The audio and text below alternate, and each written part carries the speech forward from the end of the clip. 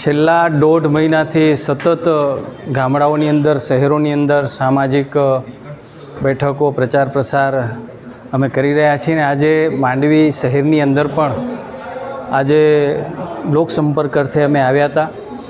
જે પ્રમાણે અમારા કાર્યકર્તાઓએ અહીંયા ભવ્ય બાઇક રેલીનું આયોજન કર્યું. ત્યારબાદ આજે જ્યારે ડૉક્ટર બાબા સાહેબ આંબેડકરની જન્મજયંતિ છે એમની પ્રતિમાને ફૂલહાર કર્યા. ત્યારબાદ અમારી અનેક સામાજિક અગ્રણીઓ સાથે બેઠક થઈ, સંસ્થાના અગ્રણીઓ સાથે બેઠક થઈ, ડૉક્ટર, વકીલ, સીએ, અલગ અલગ ક્ષેત્રના આગેવાનો સાથે અલગ અલગ 2 બેઠકોનું આયોજન કર્યું હતું.